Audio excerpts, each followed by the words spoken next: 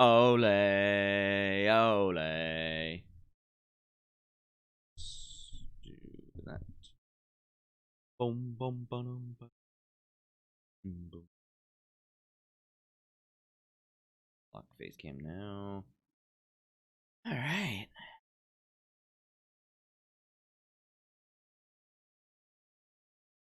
Yeah, man. All right. Cool stuff. Cool stuff. Welcome to the stream. Streaming, and I'm by myself. By all by my... Okay. One thing that I wanted to do is go to AF. What? Sweet. Social.com.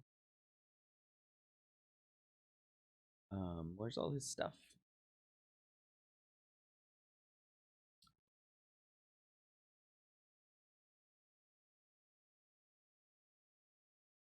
There it is. Oh, Crow. That's what it was. Crow. General. Major General. Welcome. Okay. Good. All right, what do we got? Improving study skills, helping students learn, avoiding procrastination, review activity for social psychology. Ooh, what's this? Review activity. A belated happy holidays. Okay, great. Seriously, one of the AP psychology. Since here's a Google link to this activity. Oh.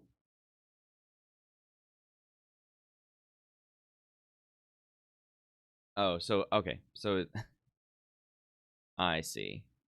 Yeah, not something we're gonna do right now. Should have opened those in that. I should probably turn off. Hi there.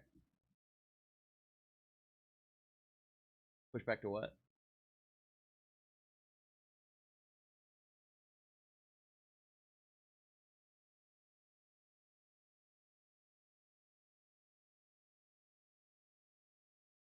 Good times.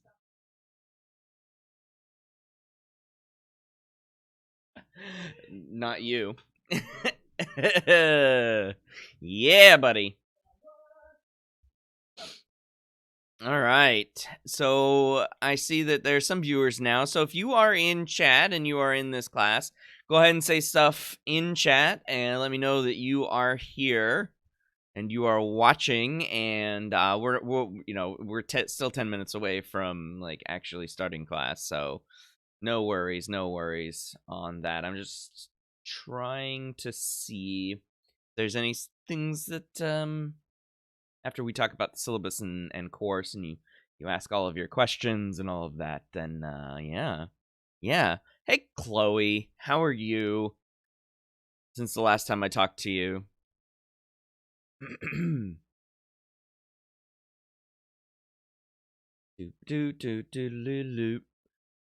Variety of updated class. Scott Plose. Yeah, that's right. Hey, hi Destiny.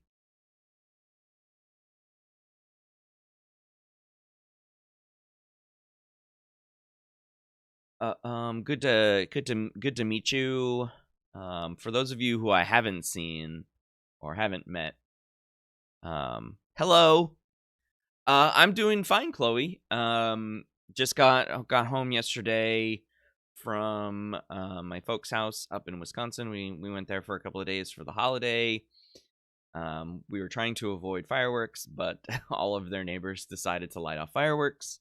So yeah, that was cool. And I say that sarcastically because my poor dog is the biggest. He's big. He's like 85 pounds, but he is the biggest scaredy cat. He's like a cat. Yeah. Oh, good times.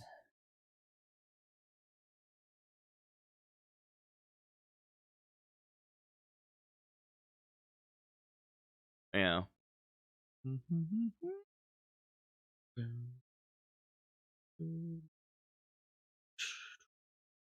I hope you all had relaxing holidays. If you had to work, I'm so sorry. That sucks.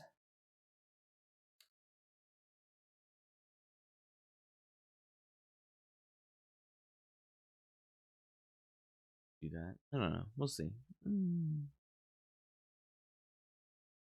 I didn't have a chance to look at the other things too. Let's go to the discussions and see what questions y'all had. 3 posts, not bad. Need to get those questions in no matter what. Determine. Okay, I like those questions.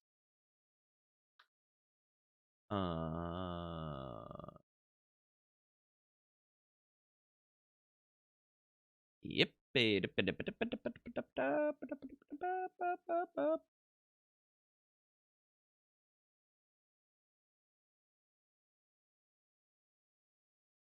Okay. Done. Well then, so annoying. There we go. All right, waiting for all the folks to join us. I'm just looking at Brightspace here. We're just gonna have a laid back day and jump right into it tomorrow, right? So today is the workout all of the kinks kind of stuff.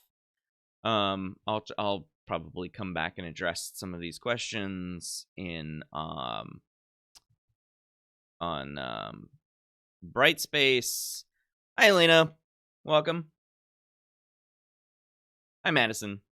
Welcome back to you two. Had this last semester. I think that's it. People who are returning to an online Dr. Swan class. I think so. 17 enrolled students in this class. 17.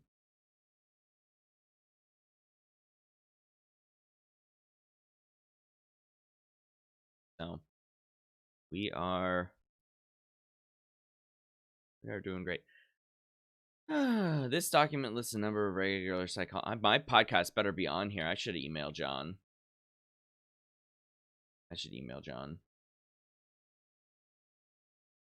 Freakonomics, hidden brain, inquiring minds. Oh, I need to get on here because it's in alphabetical order. All right.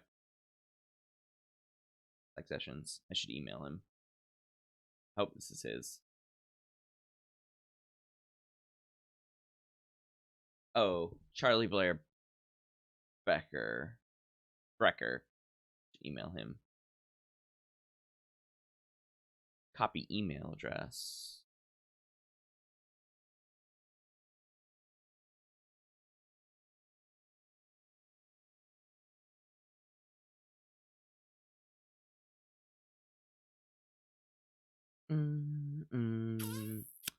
Yeah, buddy.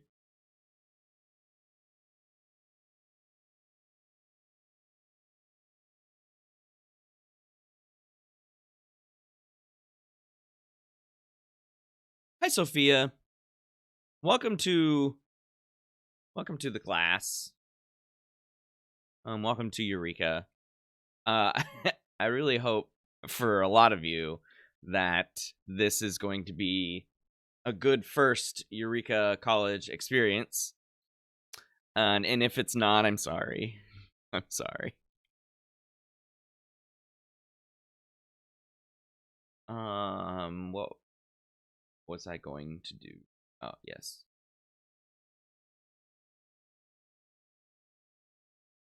Oh, it's Dropbox. No, it is Dropbox. Hi, Charlie. All right, I'll write that later. Just like to get my drafts in, so I don't forget. Okay, that's cool. Okay. Am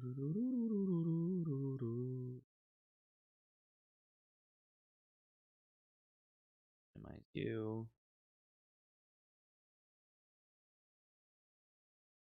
Excuse me.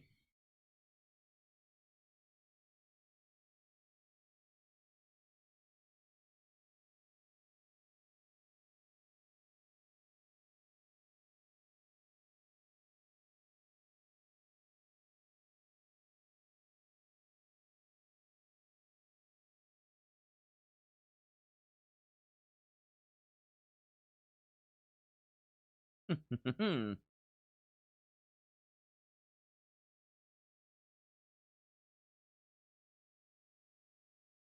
great.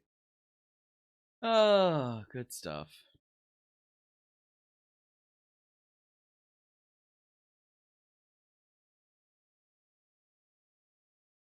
While we're waiting, and I am sort of perusing ideas for today after the syllabus, let me know how your summer's going. Let me know in chat how the last couple of months have been going for you.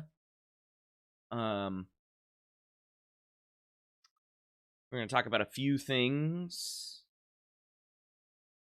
Probably address some of the questions that folks had for lecture 1. If you haven't watched that video yet on YouTube, go for it. Nightbot, my bot will eventually come around and say it. Maybe there, yeah, just right there. Good times. Hi Rachel. Welcome to the class. Welcome.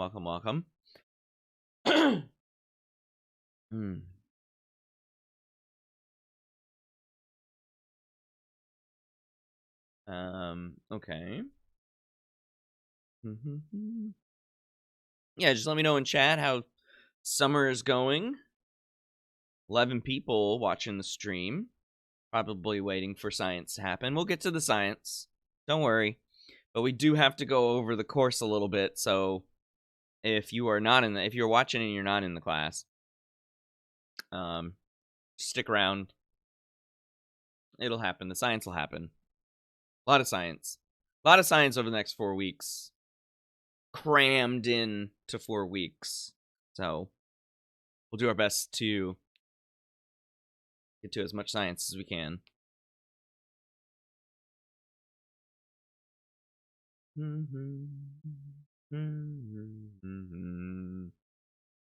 Elena, full of working. That's good. It's good. I hope you're staying well, wearing masks. Nothing fun going on. Yeah, I totally understand, Chloe. And it's the last week or so has been so oppressively hot. So hot.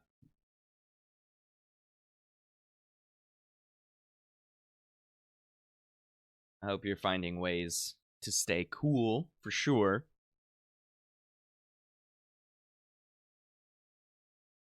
Oh, Merrick, I really enjoy the guys, gals, and pals. I really enjoy that. Thank you.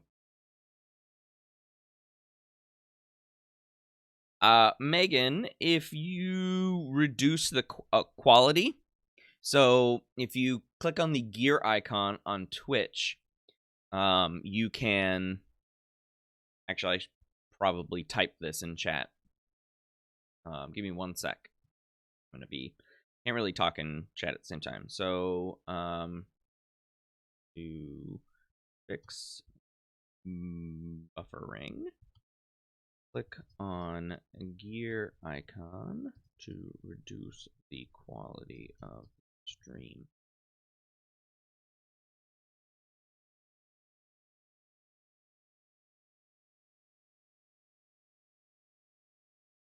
Hey Tyler, yeah. So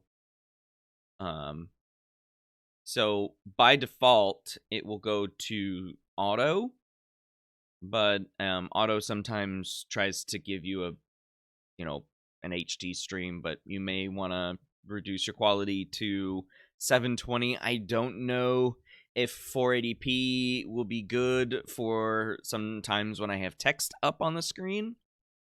But if you full screen me or something, I know that's probably or do theater mode or with chat on the side. Definitely keep chat open.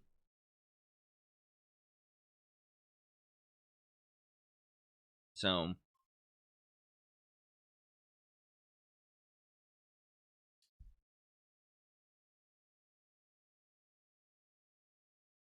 but the stream isn't, so yeah, that's why I was mentioning having a really strong, stable, reliable internet connection is really the way this goes. It's the wave of the future. Let me know in chat once you get it working so I know.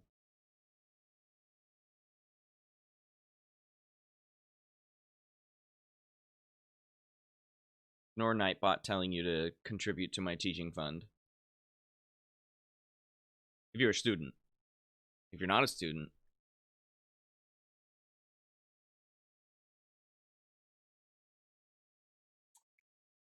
okay.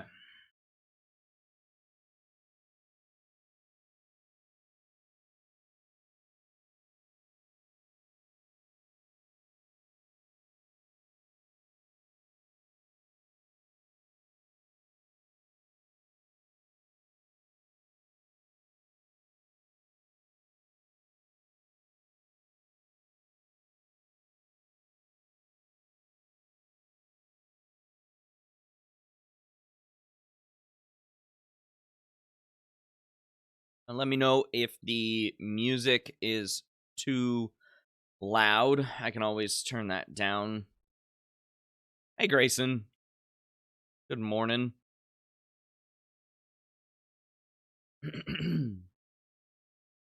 Alrighty, if you are in my social psych class and you are in chat, make sure you are saying something in chat so I know that you are here, because I can't look at chat and the users in chat at the same time, and the users in chat can always change. So, please let me know that you are here.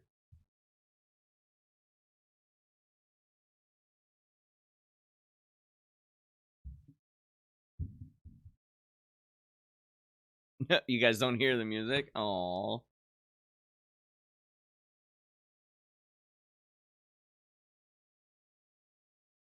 Can you hear it now?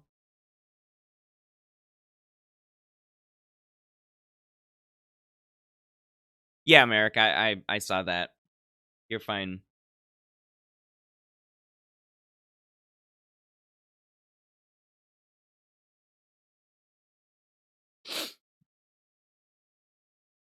Oh.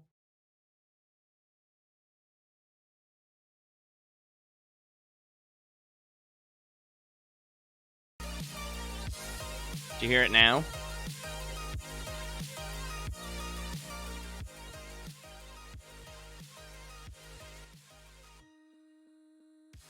Okay.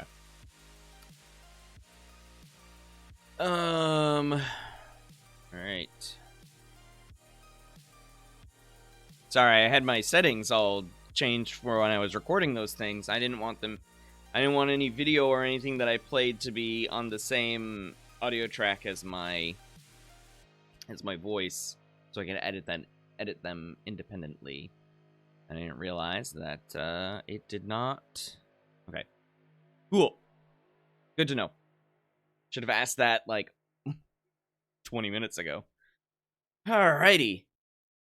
So, I think most people are here. Okay, so let me count here. So,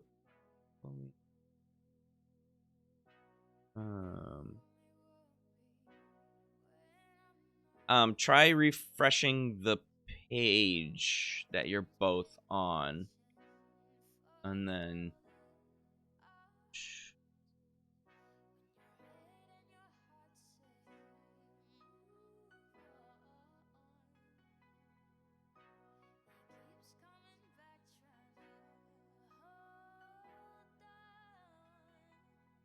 let me see if I can find something for you.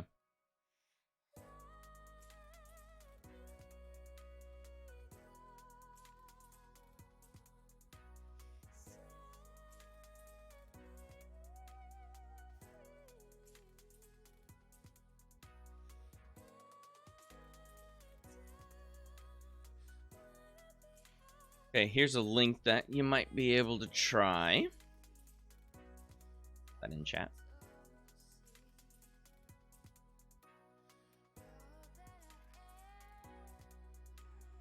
Okay, so 1, 2, 3, 4, 5, 6, 7, 8, 9,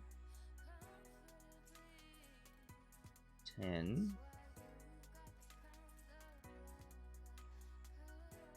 11. Right, I didn't get Audrey. Hi, Audrey. I didn't see that your. Where's the music? Wait, there's music was your first message. 11.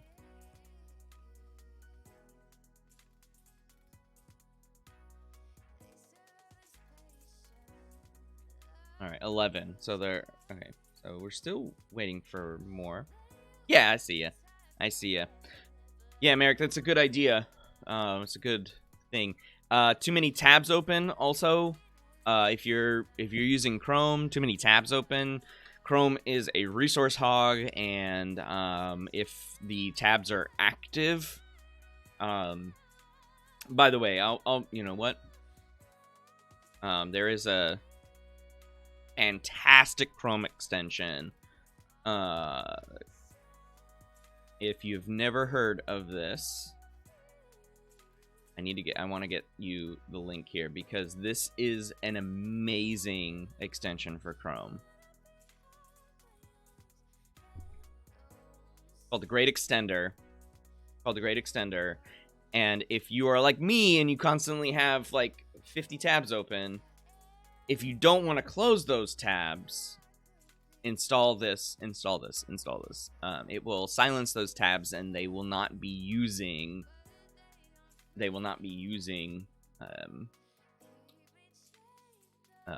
resources. So yeah.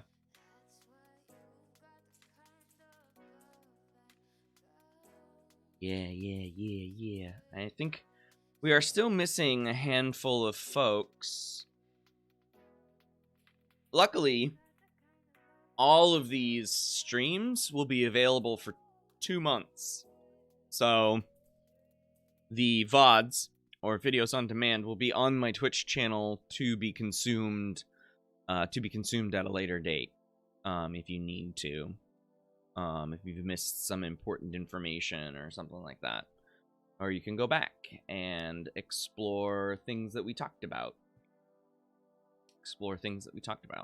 So I will start with the syllabus in about 5 more minutes. Give people about 5 more minutes to show up.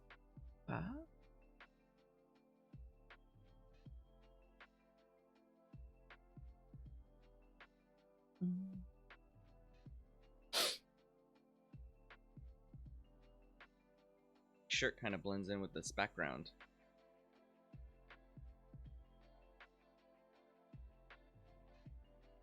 It's very nice and cool down in my basement. Enjoy it quite a bit.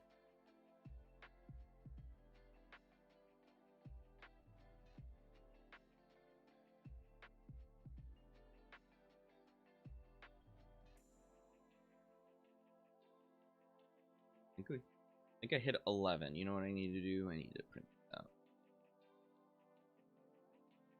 Of course, photos. Most of you don't have photos. All right. Yeah. Let's see. 1, 2, 3, all on the diagonal. 4 photos.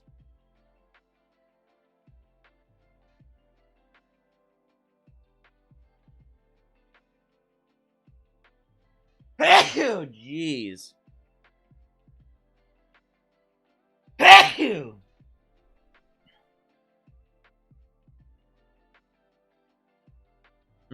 Excuse me. Thank you. Thanks to both of you. I appreciate that.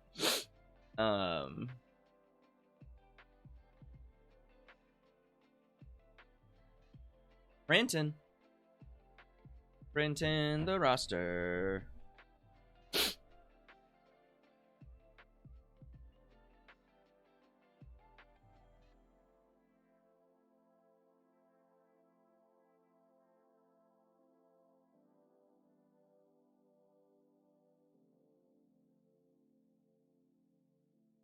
Okay, I'm not printing the roster.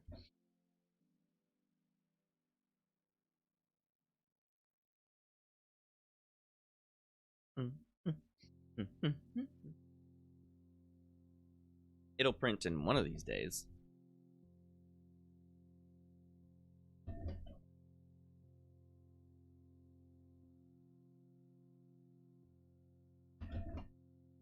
Okay. Shoo-doo-doo.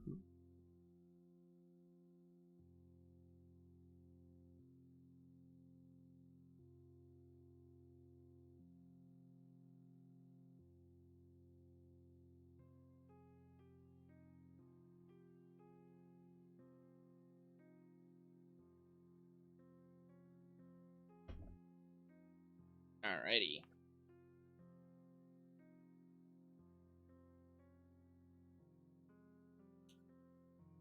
Uh,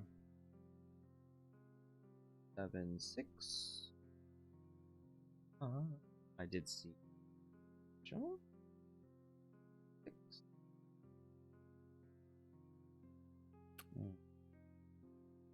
Did I? Tyler's here. Okay. 6.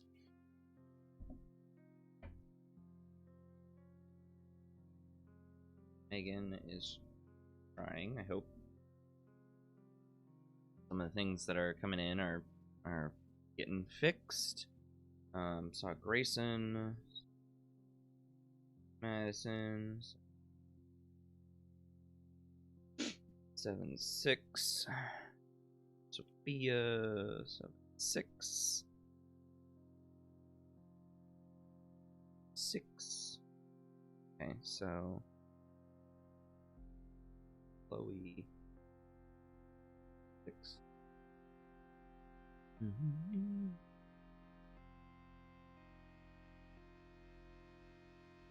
Oh, Megan, I'm sorry. Yeah. Oh.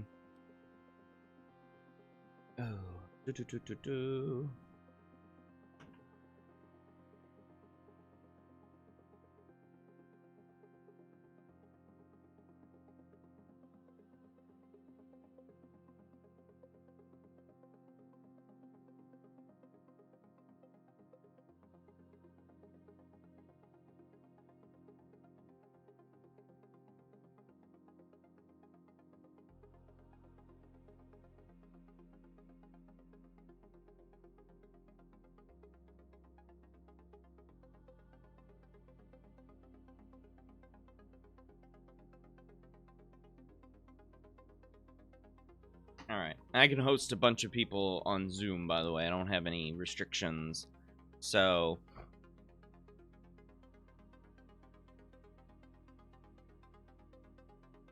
Oh, that'd be nice, Merrick. Okay. I'm glad that you can still see chat, though. I'm glad chat's coming through. I'm saying that to you as if you could hear me, cheapers. Sometimes Ph.D. means nothing.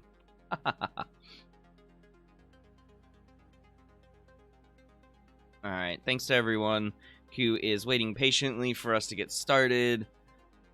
Just a few more minutes.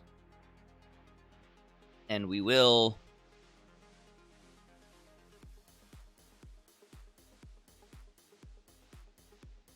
Just making sure that I got everybody. And I feel like I haven't. Oh, Audrey. Great.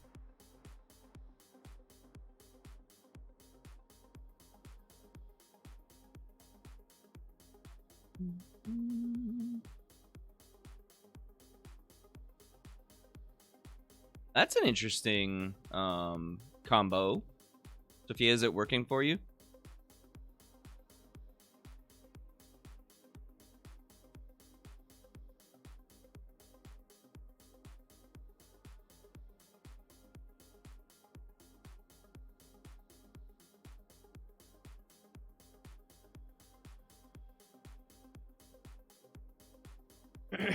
Okay.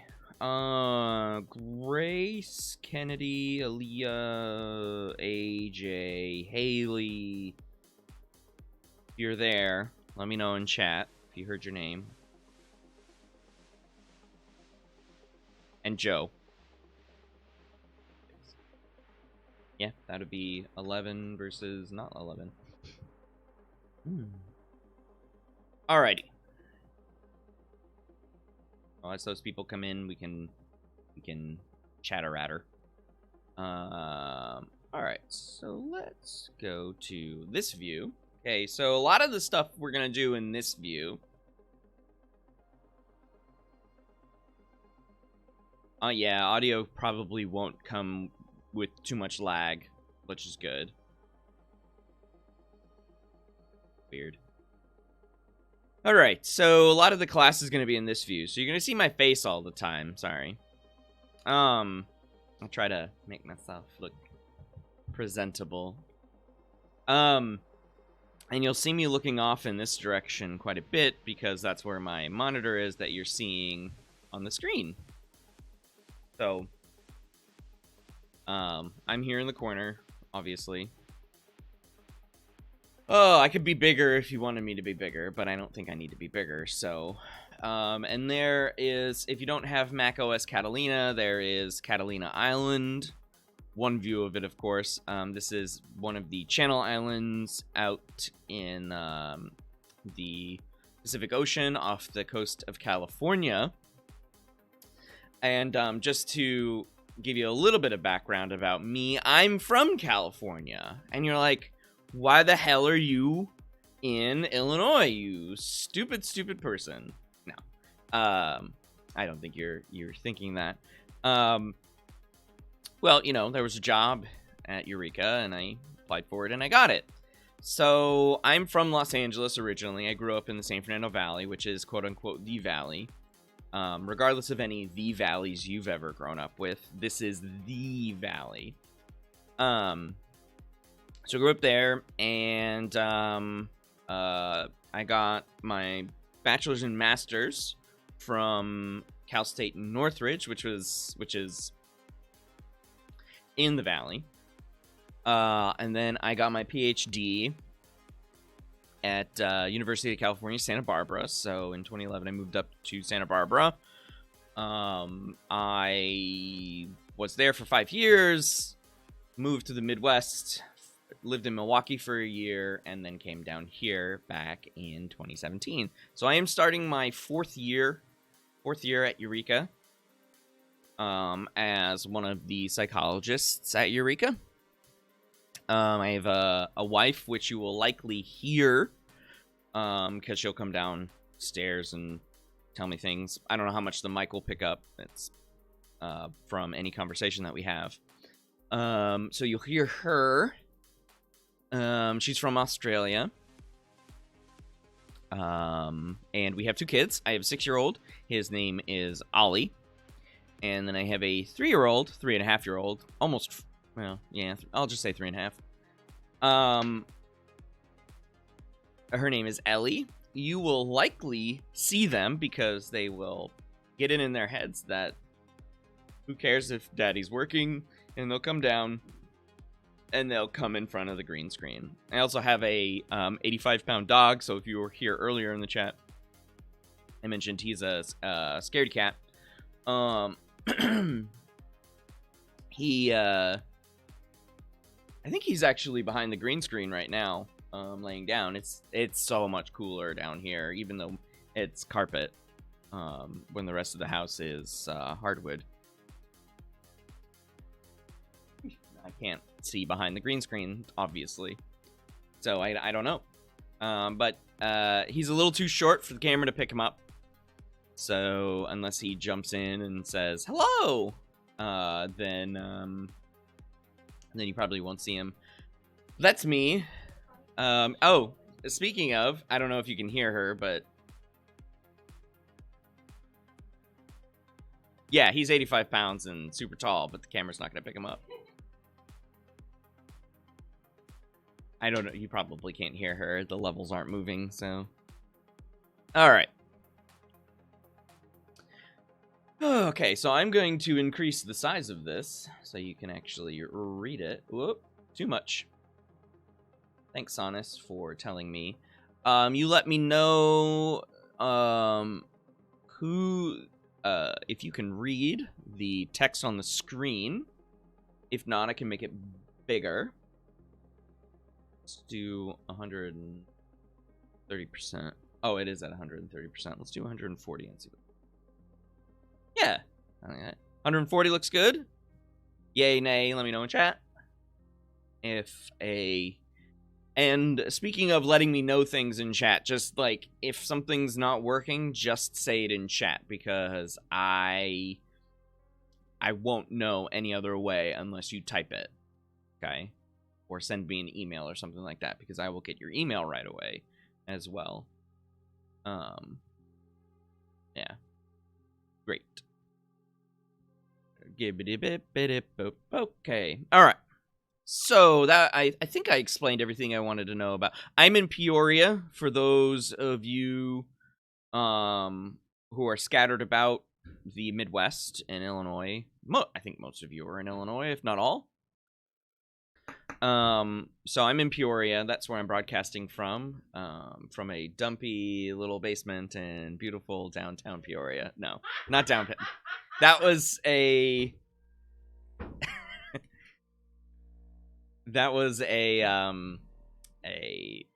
remaking of a line from a radio station in LA. They said they broadcast from a dumpy little building in beautiful downtown Culver City. No, Murphy can stay down here. He's laying down. They said they loved your laugh.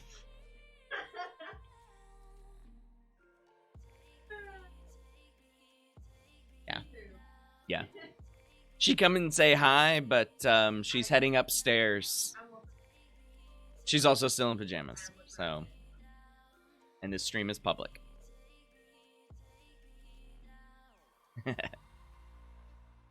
Yeah, Murphy is a really good name. Murphy is a really good name. He's a super big dope. But he's a really, yeah, he's a good boy. He's a good boy. He's a scaredy cat, but he's a big dope. He's on the couch behind the green screen. That's why I can't see him. But he's laying down. He's hanging out with me. Alrighty. So, y'all are here. I think that's all I wanted to say about me. Y'all are here. And what I'd like you to do for us to get started, as I'm gonna go through the syllabus. I want you to, in chat, name something about you. Name something about you. Oh no. An interesting fact about you in chat. Welcome, wonderful jellyfish. I'm so sorry that the alert box. Oh, because I'm hiding it. Alert box. Oh, chat's not on here too. That should go on there. There we go. Oh, those were hidden from my recordings. Okay. Chatbot was hidden. Let's test to follow. There we go. Just they weren't hit. They weren't. Wonderful jellyfish. Well, thank you for the follow. So in chat, I'm sad face to Megan here.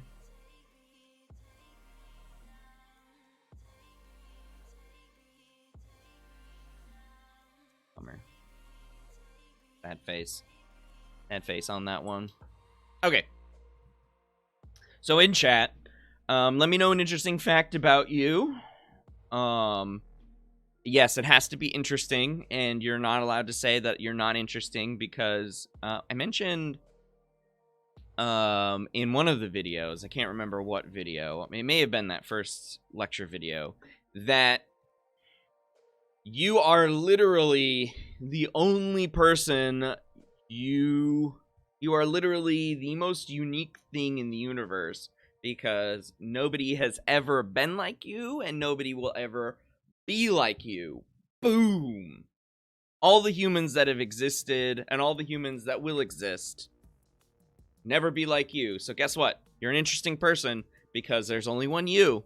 And even if you're an identical twin, you're different people. So that's all I'm saying. That's all I'm saying. So in chat, let me know an interesting fact about you. And then we'll start, so just let those pile in, and then I'll address them when I take a pause in the syllabus. All right, syllabus. So we're obviously meeting right now on Twitch. You can see there's my link. Monday through Thursday, 9 to 11. Monday through Thursday, 9 to 11.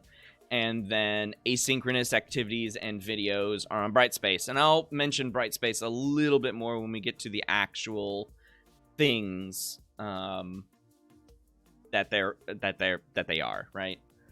So that's your textbook right here. I hope you have gotten it. So it's a fairly, I mean, it's a couple of years old now. It says 2019, but it actually came out in 2018. So the used book market for it should be pretty good. And obviously rentals and things like that. Obviously, you can take advantage of whatever things.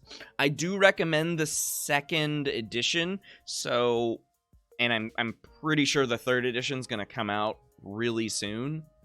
I mean, obviously not an issue for this class, but I recommend the second edition mainly for the fact that social psych is one of the subdisciplines of psychology that's changing quite a bit. So, I would say lots of things are changing. Lots of things are changing. So, yeah. Definitely get your hands on the second edition if you can, but, you know, if you can't, or if it's too cost prohibitive for you, then first edition will at least get you through most of the class. But again, you know, lecture videos are where you want to look for first. Okay. Oh, thanks for the host, Amira Soifra. Oh man, I'm so sorry if I messed that up. Okay, and then Brightspace is pretty much, Brightspace and Twitch and YouTube, I guess, are the three, but mostly the course is going to be delivered through Brightspace. And so, like I said in my email this morning, if you don't have access to Brightspace, because you are a new student, you'll definitely need that. And then, of course, Chifra. Very good. All of my communication will basically come through Brightspace. So that's where I like email everyone. How I was emailing you earlier in the month was like trying to grab all of your stuff from Sonus, and Sonus is just an awful website. So everything's gonna be through Brightspace. So we'll talk about the course description in a little bit. All right. Here is the grading. Here are your learning objectives. I hope that you will gain something from this class. The idea is that I want you to gain is maybe a little bit more self-awareness and awareness of the world around you. Lots of things are changing. Current events are pretty interesting, and we need to dissect all of those. And so, in addition to what I mentioned, like the factual stuff in the lecture videos, we're gonna then apply to lots of current events. So, our stereotyping, prejudice, and a discrimination week, you know, in a couple of weeks, is going to be focusing, of course, on a bunch, right, of current events. So, and I've tried to match and align these course objectives with the things that you're doing in class, so you hopefully don't feel like it's busy work. You might still think it's busy work.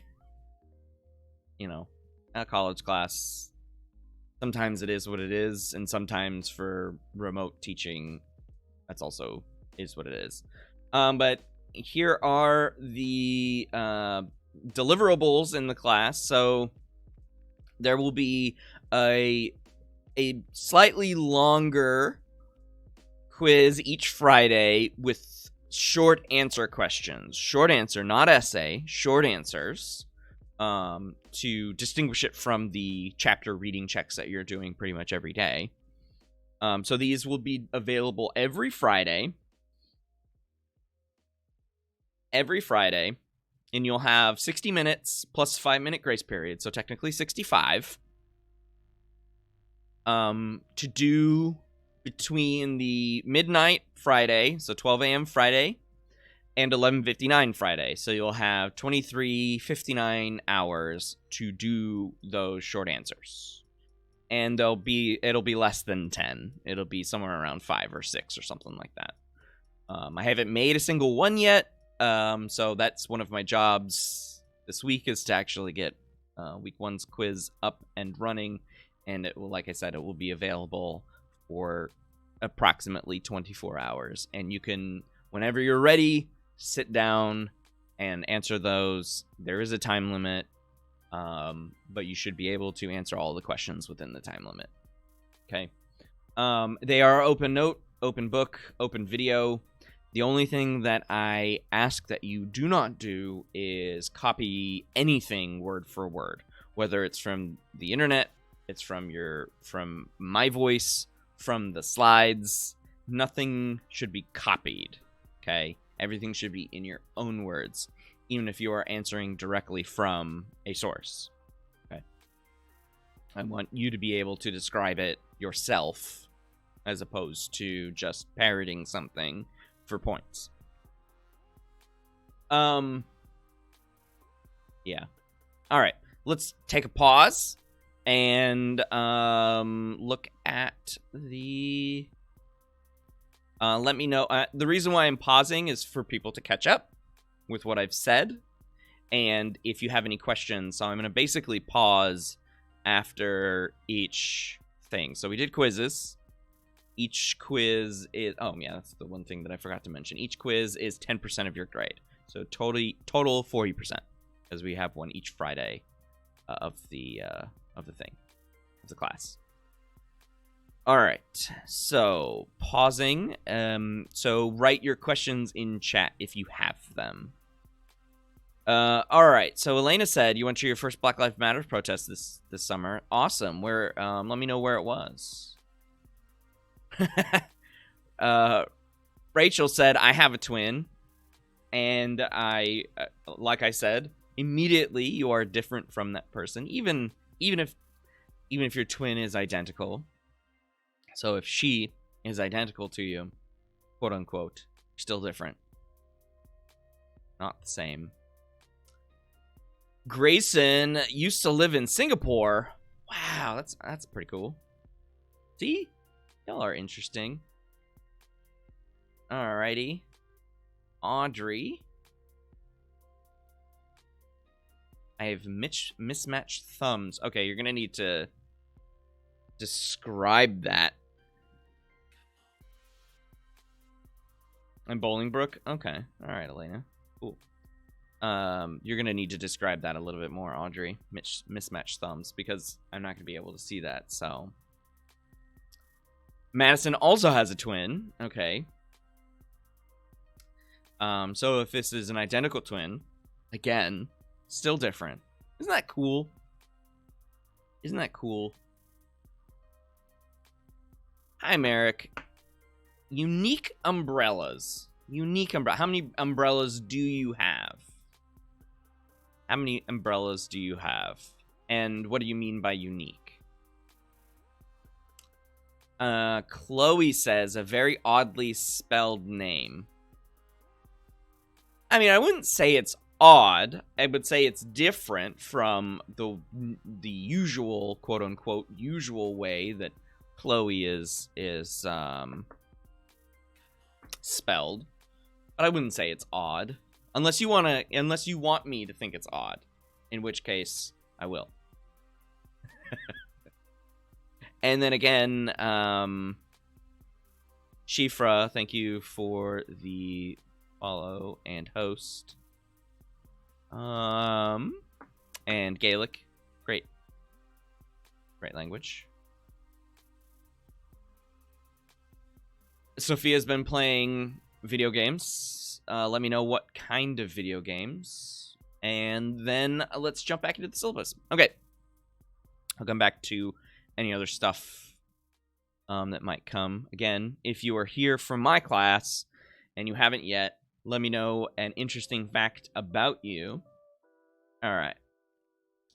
So we did quizzes. We have quizzes. There will be technically one writing assignment for this class, and it is the film analysis paper. 2 pages, 1 to 2 pages, no more than 4 pages. This is nothing crazy. Please don't go overboard with it. We're going to be watching, quote-unquote, Lecture 9, or Class 9, which doesn't have slides or a video. We're going to be doing a Twitch watch party of 12 Angry Men. So like I said, you will need at least access to Prime that day. Now, if you're having problems with the stream now, a watch party's not really going to be all that great, but because you're gonna be streaming a movie through Twitch. But in any case, you'll need access to Prime. So if you don't have a Prime account, you will need to do their 7-day trial. Though I do recommend doing if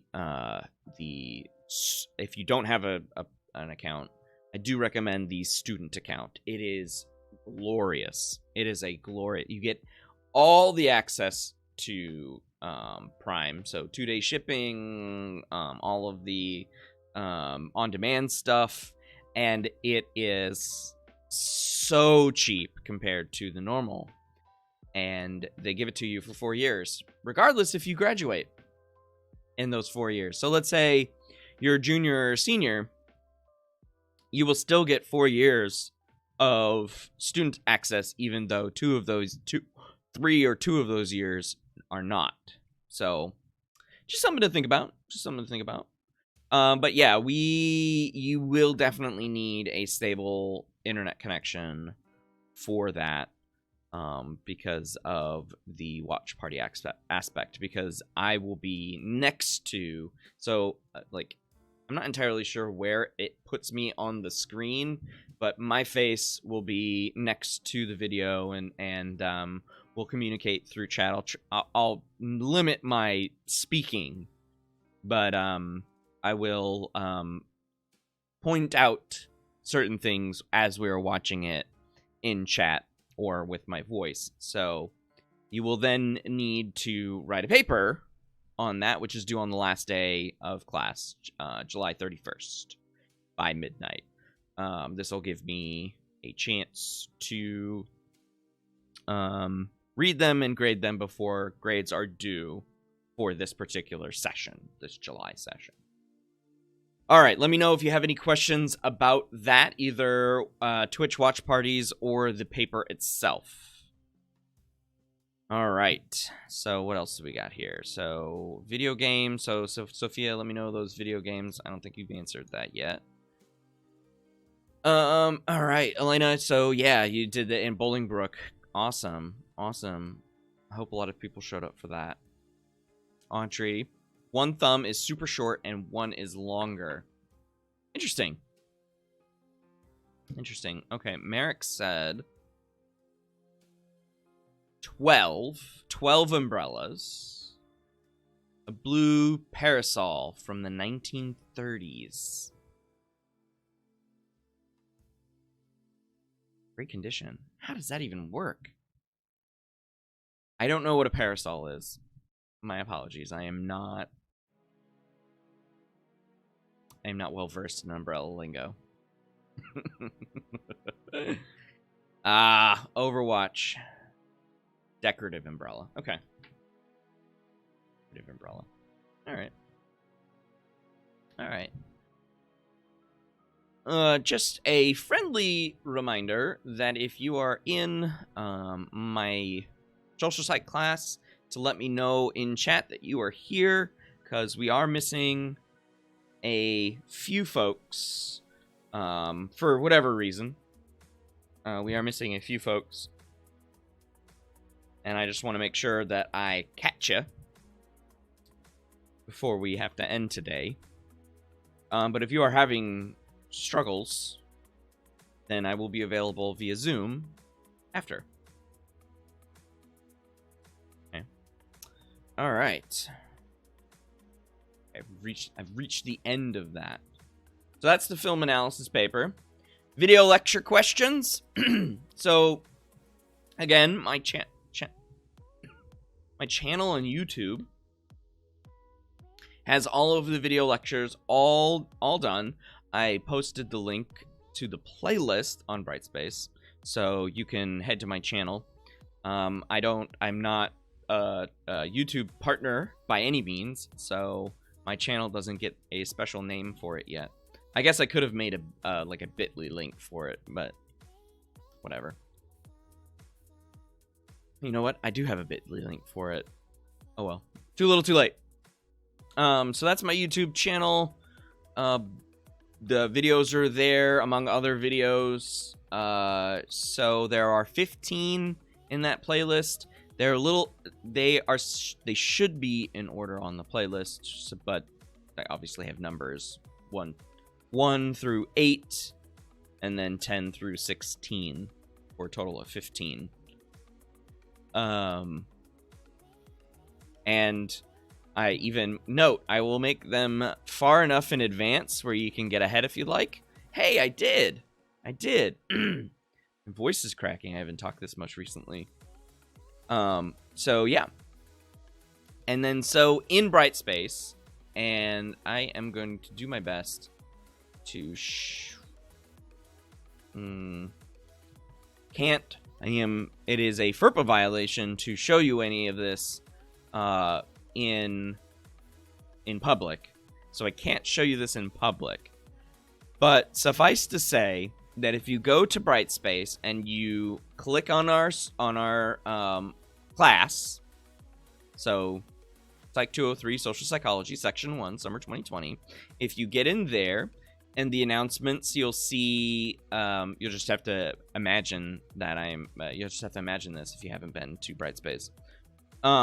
You'll see the announcements, which has I'm not going to use announcements for a lot of news items. I typically send those in emails, so that's why people will see them a little bit faster, a little bit sooner.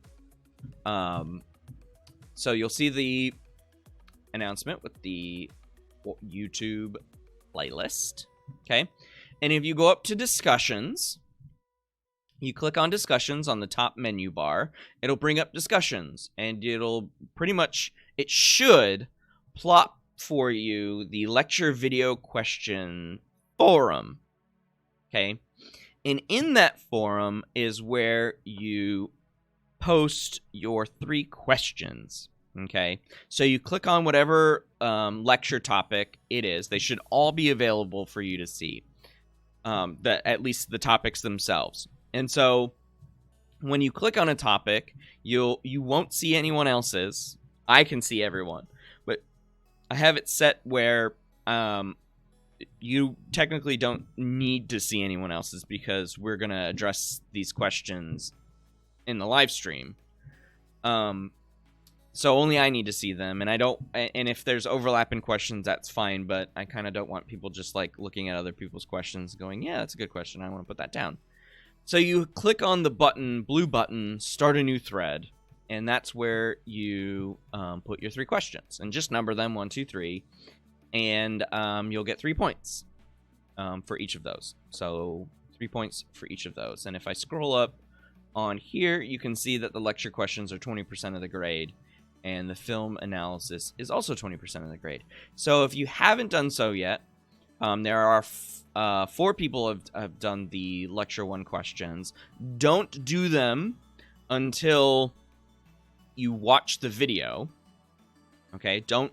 These aren't questions in general. These are questions specifically from the lecture videos. Okay, so they're specifically for the YouTube videos, and that way I can address them. So you should be watching the YouTube videos before that day's stream, and the course calendar is at the end of the here. So you know what you need to jump into. Okay, what you need to jump into to get us started. So these questions are due before 9 a.m.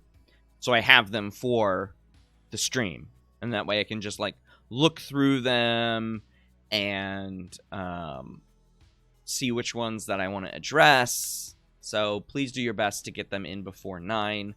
If they are in at like 8:55 a.m., then I probably won't address them on the stream. You'll still get credit for them, but I probably won't address them on the stream. Now, if you only have 2 questions, you'll get 2 points. If you only have 1 question, you'll get 1 point. If you don't make a post, then you'll get 0. Pretty simple. Okay. So that is in discussion. So you go to the course page on Brightspace, discussions, all of the topics will be there. You click on one of the lectures that you're ready to ask questions about, and then you hit start new thread and just plop them in there. So let me know if you have any questions about that. I'm gonna go back, probably. All right.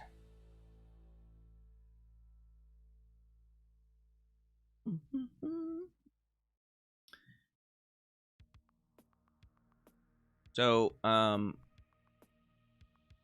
just a quick reminder again, if you are in my class and you haven't said anything in chat yet, please let me know that you are around so I can see whether or not you will get credit for today.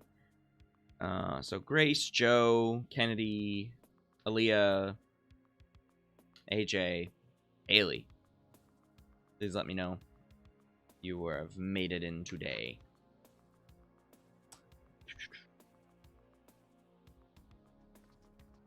And if you're not in my class and you want to say hi, go for it. It's public stream. Chat is followers only.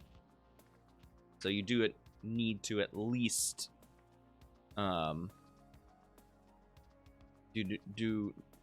need to at least follow me to participate in chat. But yeah, science. Okay. All right, science. Whoop. Too far.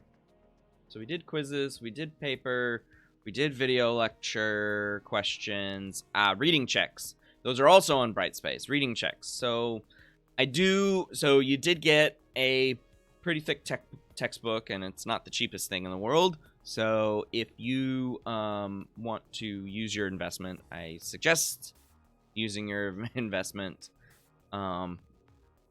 At least skim the chapters, and there'll be a reading check due before 9 a.m. Each day we talk about a particular chapter. There is one later this week where you have to do 2, chapters 5 and 6.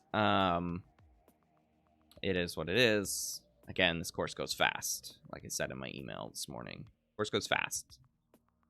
Just make sure you're managing your time so not everything's rushed at 8:30 a.m. the day of. Okay. So there's reading checks, 5 multiple choice questions from the chapter. They are literally chapter-based questions. They are from the textbook maker and the test bank folks. They are from there, so you'll need to at least skim the textbook to do well on those. So you score 1 to 5, or I guess 0 to 5. You get 2 attempts. 2 attempts. The highest one is score. Now, if you get 5 out of 5 on the, if you get 5, this was an email question, so I thought I'd address it. If you get 5 out of 5 on the first attempt, you don't need to do your second attempt. Okay? Because if you don't get 5, then the first attempt will just count as your score. So there's really not a point. The second attempt is generally just for folks who need that maybe try to get a handful more points to get that 5 sort of thing. I don't know if it shows you the same questions. It's random. I don't know if it shows you the same questions. I actually have never known. because the view for students is different than me as the instructor. So I have no idea. So those are reading checks. Those are worth 10% of your grade. So each one is worth like 10% of 10%. So each one's like a percent of your grade. And I drop your lowest one on that one. Okay. So if you miss one, the one that was due by 9 a.m. today, the one that was due by 9 a.m. today is actually due by 9 a.m. tomorrow. So there are technically 2 due tomorrow, because today's I didn't want set due at 9 this morning before we even got started and before any of you knew. All right, Megan, you seem to have been able to hear me, so that's not bad, unless you're just reading. So we get the 5 if we do it twice, even though we don't get it the first time. Yeah, so if you get a 4 the first time and you're like, okay, I want to try again to get 5, and you get 5 the second time, then yeah, you will get the 5. So the highest score out of the 2 is taken as your score. Okay, taken as your score. All right. The other thing that I wanted to mention, now that we have 19, we have more viewers now. Viewership just jumped up. So if you're in my class, please let me know in chat. If I haven't caught you yet, please let me know, because I wanted to see who's coming. I didn't get a lot of email replies back, so I just want to make sure that we are there. Hopefully it's working for you, Megan. I really hope. What else do I want to say? Oh, yes. As Twitch chat is scrolling, Pretzel Rocks, that's the name of the program of the music that you're hearing. I have to allow it in this so I don't get DCMA'd by Twitch. So that's one of the things you'll note in chat. Just ignore it unless you really like a song, and then you can hit the link and do something with it. It's good to hear. It's good to hear, Megan. It'll eventually all work out. And then Nightbot. Nightbot's my bot, and I have it set to give periodic messages, as you might have seen. As students are not allowed to contribute monetarily to my Twitch account, so that that includes subscribers, or subscriptions, that includes bits. If you've never heard of bits or what they are, don't worry about it. And that also includes any sort of tips or donations at the link that Nightbot drops. Okay. Non-students are more than welcome to do any of those things. So if you're feeling generous,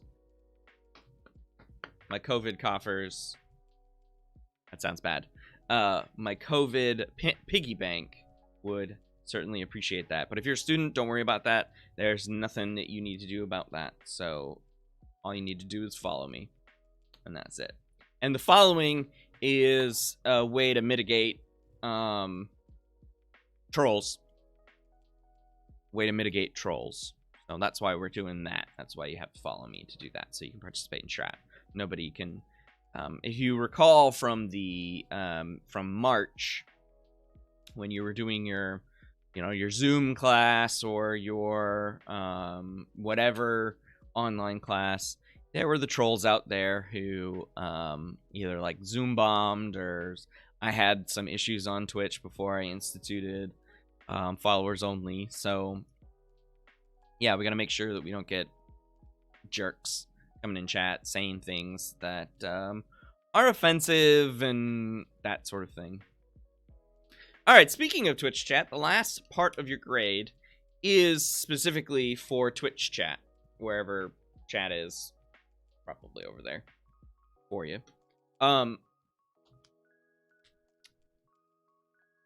So this is a social psych class, and I thought to myself, well, if I'm going to do this online, there needs to be some sort of social component to it. I do like streaming, but, you know, if I made the videos, then, and that's all I had to do, then, you know, that could have been the entire online experience, and I didn't really want that. So we're combining a couple of things that I like with the streaming. Nobody really complained about Twitch from the spring, so that was nice. Nobody complained about it. I actually got a lot of people saying that they've enjoyed it far better than any kind of Zoom stuff, because I have no qualms about you multitasking if you are multitasking. If you're watching me, that's great. If you do click away, Twitch may throw an ad at you, so, you know, be aware of that. I think specifically on phones, that if you app switch and you come back to Twitch, it will show you an ad. But if you multitask, I don't really care. As long as you're participating in chat, that's all that matters to me. You can be however you want to be in the comfort of your own home. So if you're like me, who's business on top, but athletic shorts on the bottom, then by all means, do that for yourself. That's why I like Twitch, and I hope you enjoy this experience over the next month. But the social aspect of it is participating in chat, saying what you want to say, sharing what you want to share, just, you know, participating in discussion. The stream is for exploration, for expansion, for activities that are at least something that we can do.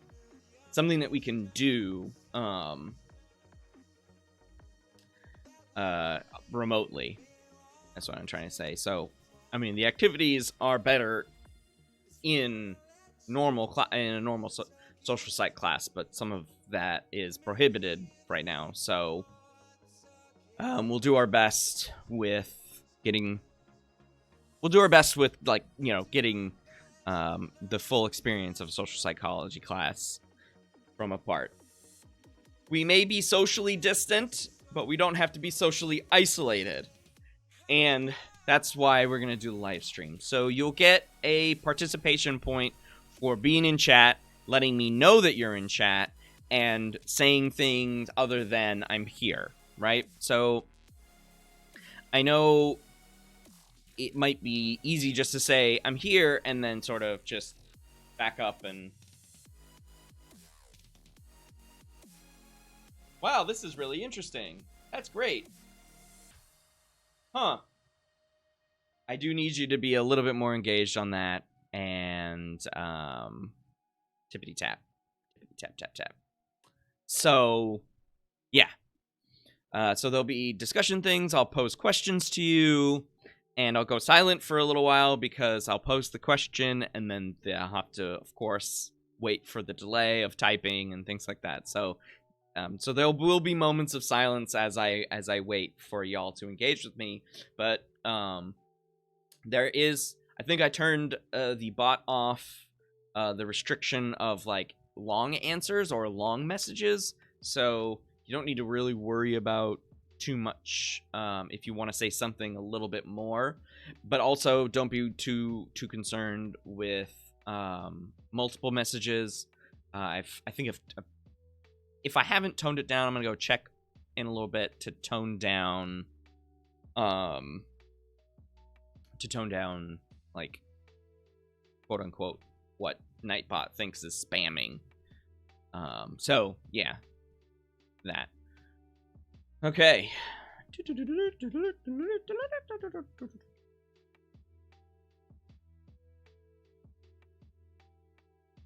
Oh, and then yeah, this second bullet point. If you are encountering email issues, let me know as soon as possible.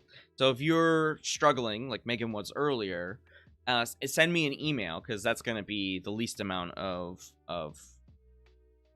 effort by your internet, just to let me know that you are having trouble, and you will still get credit for today, because that shows me that you are trying to get in at least. And if you can potentially say something in chat, even though video might not be working, that's even better.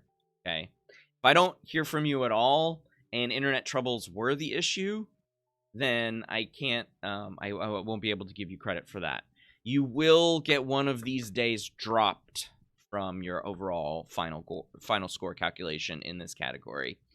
And I mean, it's not that much of your grade, right? So there are 16 days worth, and of 10%, this is less than 1% of your overall grade. Each day is less than 1% of your overall grade. And I put in in parentheses here that it is kind of attendance. Okay, so those are all of the aspects of the course that you will be assessed on. And so A through E aligns with my intended learning outcomes, and you can map that. Okay. Alrighty. I'm gonna take a swig of coffee here. Chloe, I did see your question. I'll come to that in just a second.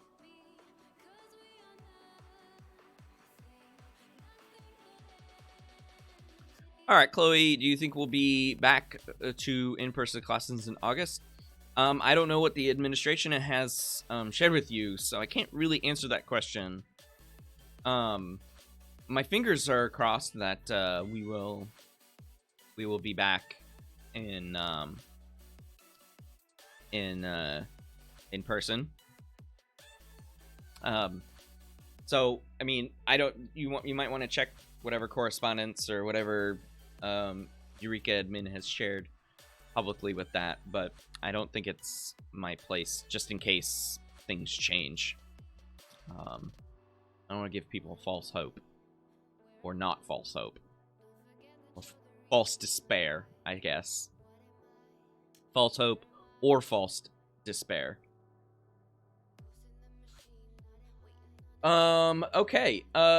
Everything after course policies. If you take a class from me after this, or if you've had a class from me before, most of this stuff is fairly boilerplate in my teaching and in my courses. So you go through it.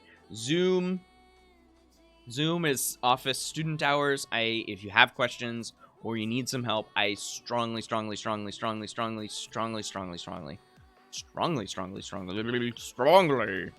encourage you to catch me on Zoom after the streams. Okay, and please keep that link private.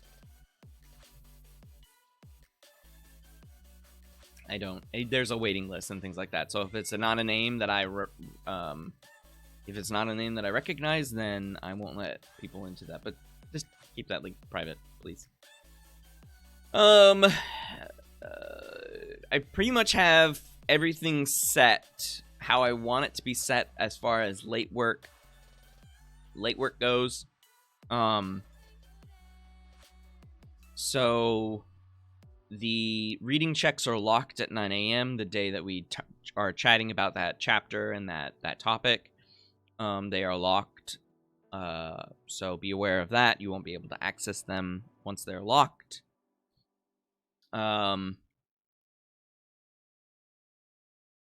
There will be a minimal deduction from your score if your questions are late. So if your questions appear after, excluding this first day, so lecture 1, excluding that, but anything after that. So starting tomorrow, there will be a small deduction if your questions do not come in time for the stream. And then I have a couple of benefited doubt policies. So life happens, right? I don't think the quiz stuff will apply. I put it in there just because, things happen. So if something egregious happens on a Friday, let me know and we'll figure it out. And then, like I said, one of your participations and one of your reading checks will be dropped And so if you log on to Brightspace, you will see that you basically are failing this class right now. Essentially what happens in the way that I calculate grades on Brightspace is a count up. If the grade exists and is in the gradebook, but it is an empty square because it hasn't, or an empty cell, I should say, because it hasn't happened yet, Brightspace will count that as a 0. So pretty much the entire course is in the gradebook right now. So there's a bunch of empty cells. So it looks like you have like a massive fail. But you'll be counting up toward 100. Okay, so that's how your grade is calculated. For the participation in the reading check, you will see that 1 is being counted as a 0. That is the one that's being dropped in the current calculation for both categories. Okay, so even though you know that hey, I got a 5 on that, but then everything else is a 5 on the reading checks, well, it's just because that's the one Brightspace is choosing to drop, and so it counts it as a 0. It should be italicized, but if it's not italicized, then I don't know what's up with Brightspace's UI, but that's how they handle it. The 0 is italicized, and that is supposed to signify that that is the one being dropped from the calculation. Okay, even if you got a number greater than 0. Okay. I mean, the chat rules typically apply, you know. I said, please don't use your cell phones during class. Like I said, as long as you're participating in chat, like in real time, then I don't care what you're doing on your end. Please try to be here around 9 o'clock so we can, you know, maximize our class time. Okay. I would say that this course is probably doesn't take my this is a difficult but not impossible course. Again, boilerplate stuff. I just kind of leave it in there. If you stay on top of everything Monday through Thursday and utilize your weekends a little bit for reading or mostly just reading, then I think, or reading or watching the videos. Then I think, and as long as you keep up and you're not forgetting about pretty much a deadline, there being a deadline every day, then this course should be a breeze. Okay, I have not made it too difficult at all. And my final point is I care about you, even though I can't see you. I care about you all. I care about your course success. I care about that this is going to be a good EC experience for you. And if it's not a good EC experience for you, then I want you to let me know. I want you to let me know. If you don't feel comfortable letting me know face-to-face, quote-unquote, in Zoom, then an email will suffice. But I'm not a mind reader, so letting me know is really, really, really important. Okay. Yeah. And for those of you who have names that aren't the same as your official first name in Sonus, I have those down. So I will and then as Merrick did with pronouns, also very important, he, him for me. But if you have something different, you can let me know in chat. Okay, again, Megan, I'll get to your question in just a sec.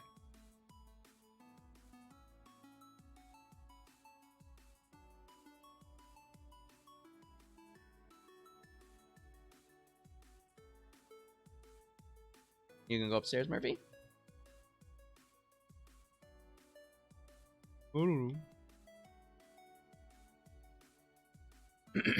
Okay. All right, taking a quick pause again. So if you are in this social psych class, if you are enrolled in this social psych class, please let me know in chat if you haven't, just so I can get you down, because we are missing quite a few people. So please let me know in chat that you are around and you are ready to go for this class. Again, it's Grace, Joe, Kennedy, Aaliyah, AJ, Haley. First day of the class during summertime. I'm not surprised that for a class of 17, I'm not surprised that there are a few people that may still probably be sleeping. Or haven't gotten my emails or things like that. My voice is getting real scratchy for how much I bet you I am going to be wrecked by the end of the week. By Thursday. All right, Megan, you had asked about the paper. Yeah, let me scroll up here.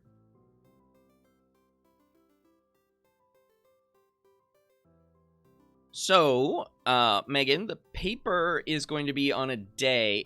So the paper is going to be on 12 Angry Men. Okay. We are going to do a Twitch watch party in 2 weeks. So on Monday in 2 weeks. So the 20th, I think it is. We're going to watch 12 Angry Men together like I would normally do in a class. And this is a feature of Twitch. Now, if it's not working for you, then all you need, well, let me take a step back. You will need Prime, an Amazon Prime account, in order to watch the film with us. But if you don't have a Prime account, they do offer a 7-day trial, so don't get the Prime account right now. Wait. And give the watch party a chance so we can talk about stuff in chat. So yeah, so hold off on that if you don't have Prime access. Wait until that week. But if it's not working for you that day, then the Twitch watch party, if it's not working for you that day, you can watch it on your own because the paper's not due until the 31st. Okay, paper's not due until the last day of class, and you have until 11:59. Short paper. Prime student. Chloe with Clutch info. Prime student accounts are 6 months trials right now. Yes, do it. And again, if you are a senior or a junior, you will get 4 years of Prime student after the 6 months. So basically 4.5 years if you do the whole thing. I think that's what I did, actually. And I was a grad student. I got it when I was a grad student. And it was magical. And then we had to pay the full Prime. I mean, we still have a Prime account, but we had to pay the full. And I was like... And then they increased it from 99. It's like 59 or something like that a year. 59 a year. It's so cheap for student access. I definitely recommend it. And Chloe coming in clutch with the 6-month trial. Yeah, so if you do that, you can actually start your trial right now. But 12 Angry Men, it's the 1957 black and white film. And you write a small paper on it. You need 2 peer-reviewed sources. That is primary sources. Okay. Primary sources. To support any arguments, and you just need to come up with 3 concepts that we've discussed in class. Okay. Most of the stuff in the film, in the 1957 version, will be addressed before we watch the film. Okay.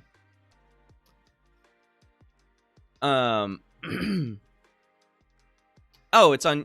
If it's on you, the quality's probably shite on YouTube.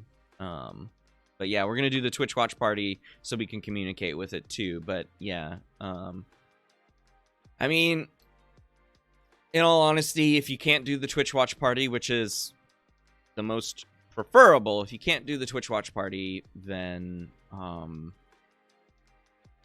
try to get it in any means that you can. But right now it is on it is the 1957 version. Do not watch the 1992 version, the 1990s version, whatever year it came out. Do not watch that one. That one is not what I want you to watch. I mean, they're kind of the same, but the 1990s version adds a significant amount more race issues to it, whereas the 1957 version, not so much race, but a lot more of Yeah, well, I wouldn't watch that one then. It came out in 1957. The 1957 version is more about persuasion and social influence and group dynamics that I think I want this paper to be more focused on. Okay. Also, it's available on Twitch, or also available on Prime, not Twitch, Prime. So that was one of the other reasons for using this version and not the 1990s version. Although I've heard from quite a few people that the 1990s version is really good. I haven't seen it. On my podcast one of these days, I'm going to do a comparison of the two. It's much harder to get the 1990s version streaming, though. Yeah. The more recent version in high school? Okay. Yeah. Race is definitely a big part of that one, as opposed to, because there are black men on the jury. The 1957 version, there are all white men, and the defendant is white. So, yeah. Anyways, we'll talk about that in more detail that Monday. So in 2 weeks, that's what we're doing. So let me know if you are having issues with and around Prime with that. All right, I think we have about 40 minutes to jump and talk about, and then again the course calendar here. We have about 40 minutes to talk about science. All right, so science. Goodness gracious. Okay, so I did want to bring up the questions. Like I said, I can't show you all. So one of the questions I think a lot of you had was, what is the deal with social psych being not common sense? What is the deal with social psych not being common sense? And my question, or my answer to you in that case is, well,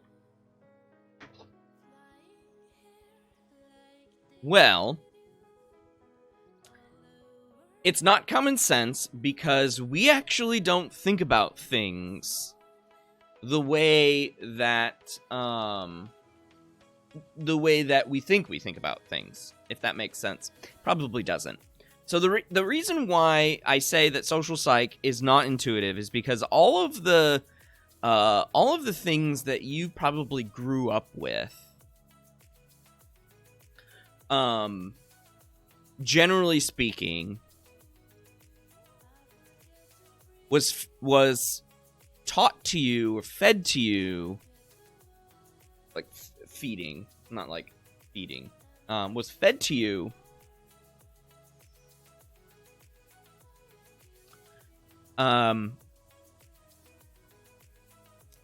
in a very narrow way. And all of the sayings that you've heard of regarding how people act with one another were all narrow. And I don't mean to say that, your parents are narrow-minded, or the people that you've met in your life, or that you are narrow-minded. I'm just saying that the slice of the world that you grew up with is very narrow. And with certain respect to social psych and the interactions that the human experience is with other people is also very narrow. And so the things that we think are intuitive are actually very narrow intuitions. And so when we explain what we're trying to explain with social psychology, that is how people work in social situations with one or more people, right? Remember, one person counts as a social situation. However you're interacting with that social situation, because it could be real or imagined, right?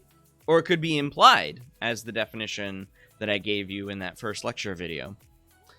We're trying to explain how people act in those situations, but because your narrow outlook, your narrow worldview has given you some sort of experience with that, you think that the intuition that you have from that experience is how you act. Oh, shouldn't hit my mic.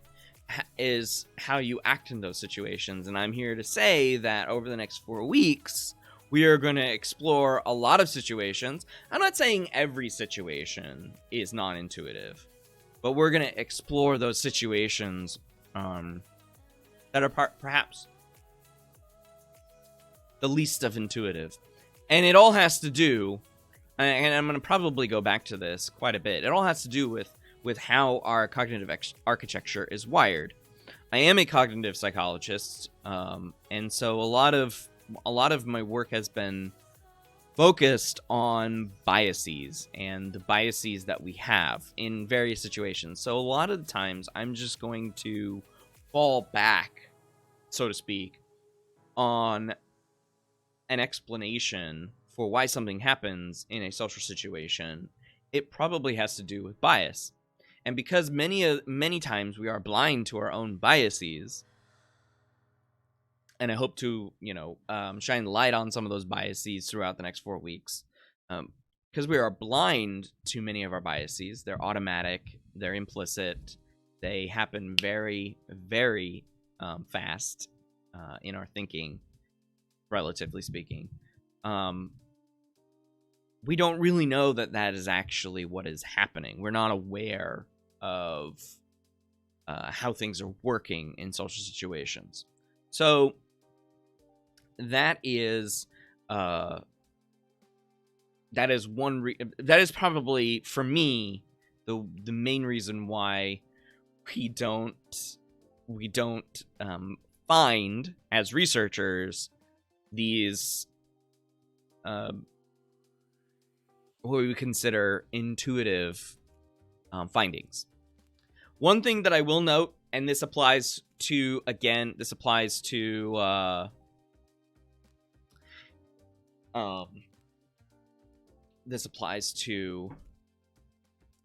research methods part of that video.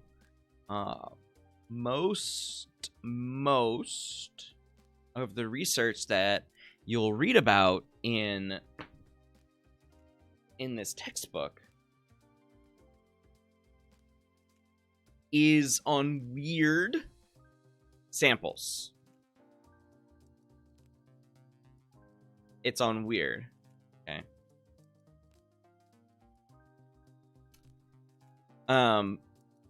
What is weird? Western. Educated. Industrialized. Rich. I like to add relatively to that because it's also R. Relatively rich. And democratic. So that's what weird stands for. So these samples are weird.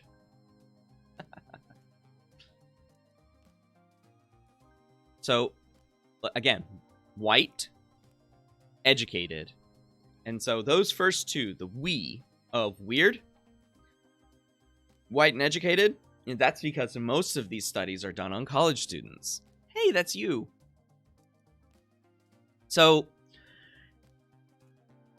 a lot of the findings in social psychology are shaky. Not all of them. Some of them are shaky for that main fact. And there has been a lot of groundswell in the last, I want to say, decade for changing that. One of the things that has changed quite significantly is getting different samples, more representative samples. So that is using online samples. Amazon has a website called Mechanical Turk, MTurk. If you're familiar with that, people can go do studies for, handful of coins or whatever, depending on how long it takes. And then over the last 5 years, because the internet's infrastructure has grown exponentially, in the last 5 years, different services have cropped up for online samples, and there's a push to do more of that. And there's a push to not only do that, but also the replicability crisis or the reproducibility crisis that you may have had a smidge of information about one of the social psych is by far the subdiscipline of psychology that is losing its mind on this. And I'm actually going to go to osf.io. Social psych is the subdiscipline that is getting the brunt of the lack of replicability. My goodness, speaking that today. Can you load? Thank you, OSF.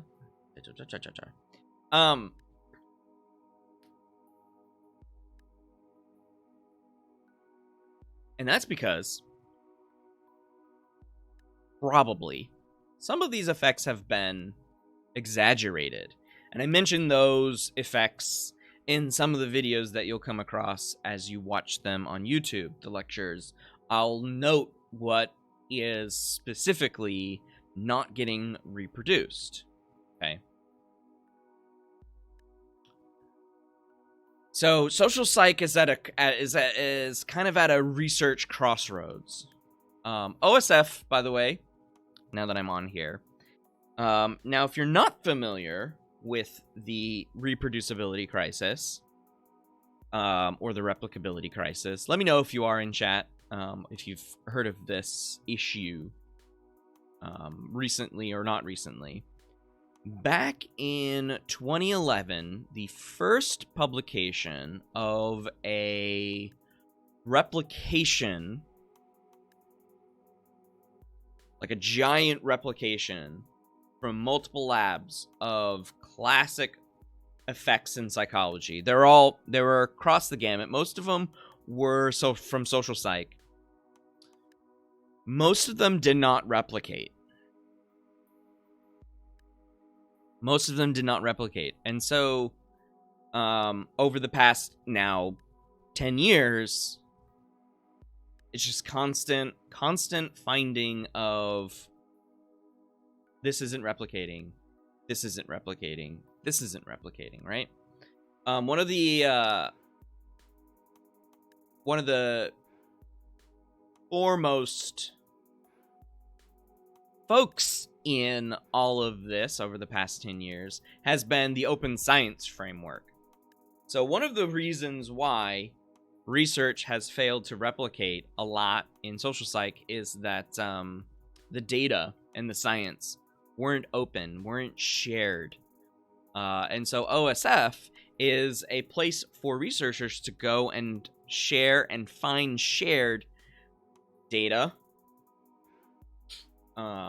papers, everything that isn't blocked by paywalls. Now, one of the important things for research, and some of these questions address, some of the questions on Brightspace were asking questions similar to this. One of the issues with experimentation is like, okay, you could do it once, and then you use statistics to help you out, and you're like, oh, I found a cause and effect relationship. Great. Well, if you only do it once, does that mean you've actually identified a cause and effect? You need to do it over and over and over again. Okay. And so, papers here and there, and the history of social psych, they said all of that. They said, oh yeah, we did it multiple times. Here's a paper with like three experiments or whatever. Okay. Somebody gets that information and they can't replicate it. They're like, why can't I replicate it? Well, you didn't have the data I had. Here, this is my data, and you have your data. Well, can I see your data? No, you can't see my data. Why not? Well, because I don't want you to. But I need to see your data so I can see why it's not working. Nah. So that's what OSF, and among other places as well, there are quite a few, but OSF was like the first one, Open Science Framework. A place where you can share data and materials, and specifically things like materials need to be shared if you want to identify a cause and effect relationship, or even just an association. Another reason why a website like this really works is one of the other issues is potentially questionable research practices, QRPs, questionable research practices. I'm not going to go into all the details on that, but one of the major questionable research practices has been fudging around with what are called p-values. It's called p-hacking. P-hacking occurs when you mess around, when you massage the data to get to a point where your p-value, which is a probability of something, again, I'm not going to go into it, into what it is, but what the p-value tells you is if you have a cause and effect relationship or not, if you're doing an experiment, or an association if you're just doing a correlational study. That p-value is really important because it's a dichotomous decision. You either have a p-value that says you have a cause and effect relationship or you don't. That's essentially a yes or no. And is my research good? And what people will do when they p-hack is they'll massage the data to get the p-value that helps them out to make the yes decision and not the no decision. That's borderline, if not fraud. And science doesn't work with fraud. You can't really know anything about the world if what you know about the world is fraudulent. And so psychology is now taking fraud and QRPs very seriously, way more seriously than it did when I was an undergraduate student more than a decade ago. And still more seriously now than even when I was a graduate student. Because I learned some things from older researchers that I would consider to be QRPs today. And they were teaching it just like they were. They had been teaching it or had learned it themselves. And that's not great. So we have these QRPs. And again, p-hacking. Well, what's a way to stop people from p-hacking? Well, or just like doing all of the statistical tests that they can do on all of their data, right? Your research should have a clear message and a clear purpose. But you could do all of just the stats that you want on all of your data, and it would still be something that you could potentially publish. Well, one of the ways that they have me sign in and show you. One of the ways that they have tried to do this is by doing what's called a pre-registration. So I am going to click on a paper that came out in 2019. So this was our pre-registration, me and my co-authors, Dustin Calvillo and Abe Brutchick, on a project that I started in my master's program, and that we finally fixed enough over the course of like 10 years to finally get this published. Is really great. So what you do is you make a public project, okay? And you do what's called a pre-registration. You say, this is what we plan to do. And then in the paper that you write up, you link this OSF, this tiny little link. You can link it, and people have all of the information. And so, I think. So this is the project, and these are all the files associated with it. So these are the materials that we use. This is the data that we had from, I think we used MTurk. I don't remember. And then, oh yeah, these are the data. So these are this is college data from Cal State San Marcos, down by San Diego, if you're not familiar. And then we did a summer online, and we did that on MTurk and stuff. And so we created this project in order to show people what we plan to do before we collect any data. Okay, so that's one of the major things that that OSF is really good for, is what's called pre-registration. You guys going somewhere?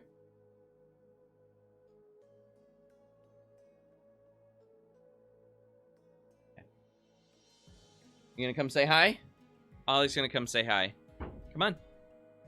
Come on. Hi, Dan. Hi, bye. Hi, bye. Who's your friend of you? Yep. That's Ellie. Where's your friend? There's no friends. They're all chatting. They can see us, but we can't see them.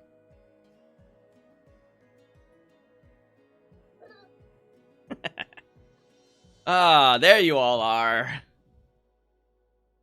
Alright, bud. Upstairs.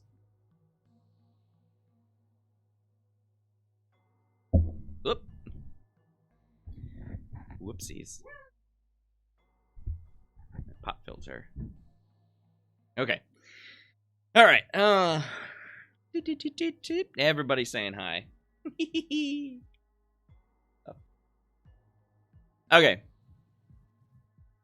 So again, that's how you do pre-regs, and I've done a few of them with collaborators. You can see here that I have 4 on my dashboard, 4 on the floor.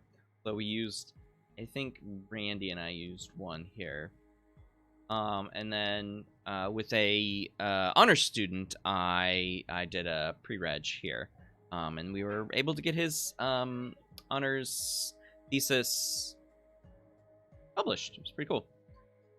Okay. All right. So that is the... I don't know if I want to say anything more. I kind of lost my train of thought on the reproducibility crisis. Just know that as we go through these 4 weeks in the stream, that I'll mention what is and what is not reproducing. So you can take whatever with a grain of salt. Let me know if you have any questions in chat. I'm going to pause just for a sec here and scan through these. Again, if you are in my class and you haven't said hi yet in chat, please do so so I can make sure that you are getting credit for today, and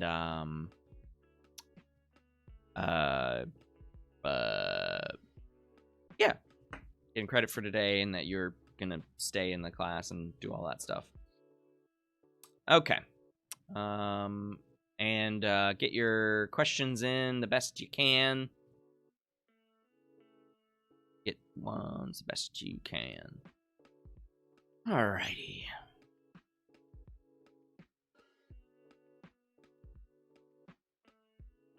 Oh, I like this question from Madison. Is making up different scenarios in your head before something happens beneficial or not to a situation? I think that's great, because as a person with social anxiety, I do that quite frequently. I think my answer to that question is it depends. It depends on what kind of social interaction that you're having and how important that social interaction is that you're going to have. So one of the ways that I think it's really important is to, like, if you're going to go for a job interview, then definitely practice that beforehand. Definitely. But if it's something challenging with a significant other, then I would stay out of your head on that one. Yeah, I would stay out of your head on that one. Tyler asked a really important question. Why aren't people always honest with your answers? And I would say that people aren't always honest because we all want to be liked. We all want to affiliate, and we all want to belong. And when you have important questions like, what do you think about topic XYZ? Depending on where you are, again, situation sort of and context sort of tells us how best to think, or how we might think. We all want to be liked and loved, and so why would we say things or do things that might prevent that? And so that's why people aren't honest on questionnaires. And that's why you can sneak in things like the Marlowe Brown Social Desirability Scale. And let's pull this up here so you can see it. JDM.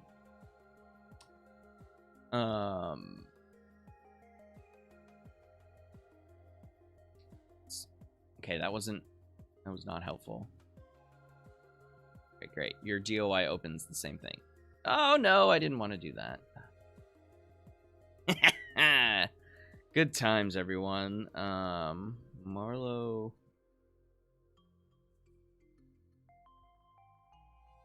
It's on here. I know it is. There we go. Engage. Download better work. There it is. So the Marlowe Crown Social Desirability Scale. Let me zoom in here so you can see it. So 33 questions. 33 questions. And this is a I'm going to plop it in here. It's a Oops, sorry. So you can do that if you want to. You can let me know what score you got. Your social desirability scale or something. But you can throw this scale or some of these questions into a scale of your own. And you can find out whether or not somebody is answering in a social desirable way or not, because there are a handful of questions in here. There are a handful of questions here that you should not answer true or false to unless you are answering in a socially desirable way. Okay? So important topics like racism or sexism or any other kind of ism, really. If this is a topic that you don't want to appear to be in the opposite direction of the social thrust, then you can do these questions like this. So, my favorite one, where are you?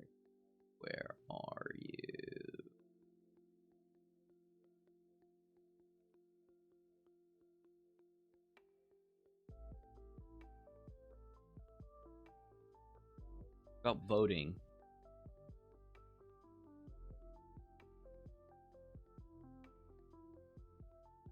Unless this has been updated and they took away the voting one. Huh. Unless I'm missing it. If you spot the voting one, let me know. That's my favorite one. Oh. Here it is. Literally number 1. Before voting, I thoroughly investigate the qualifications of all the candidates. If you click true on this one, you're such a liar. You're a liar. That's the one I throw in if I need to use this. I think I've only used it once, but I specifically used this one.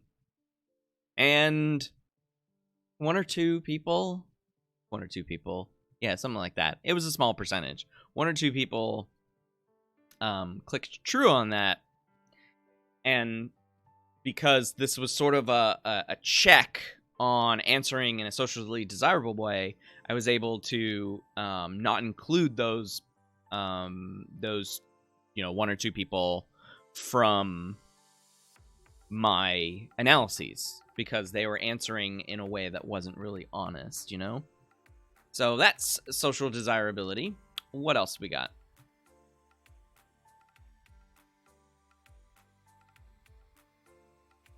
Okay. Confirmation bias. I like that one. I think what the last thing we're gonna do.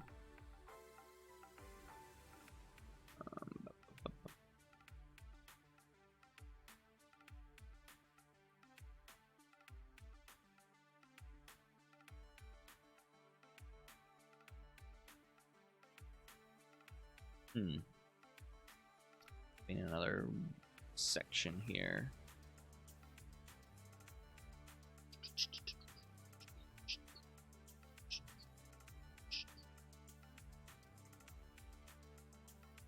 Here. Nope.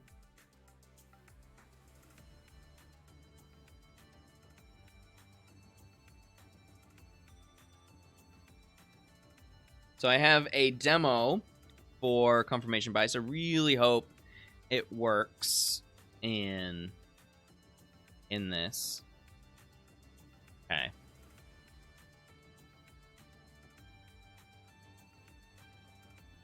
All right, I have 2 things for you.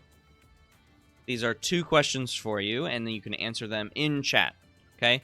So, let's do confirmation bias. All right. Everybody ready?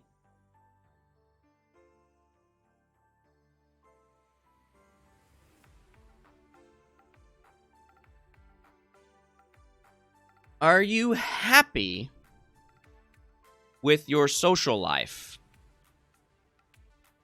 And you answer with yes, no, or undecided.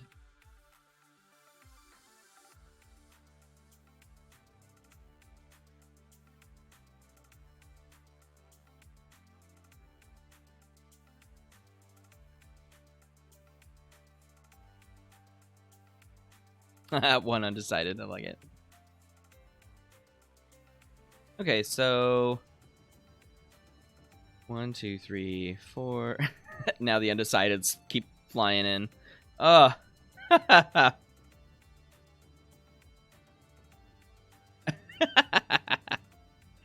And it is okay to say no, yes.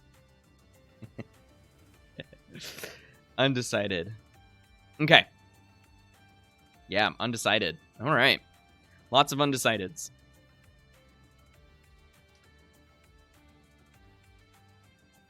Okay, some more yeses coming in. All right. Now I have another question for you. Are you unhappy with your social life? Yes, no, undecided. Are you unhappy with your social life?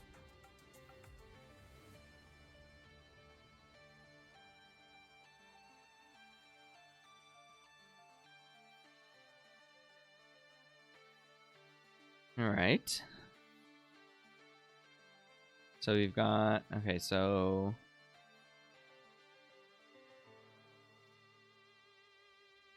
Okay.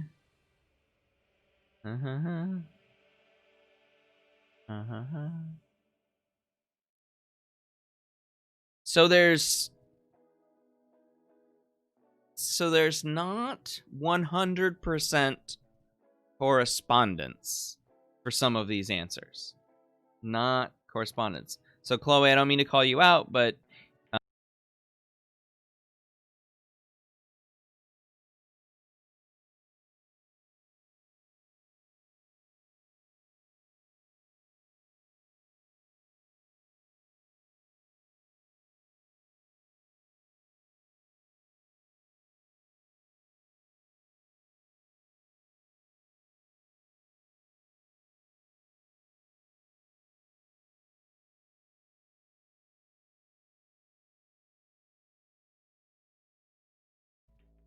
okay. So the idea here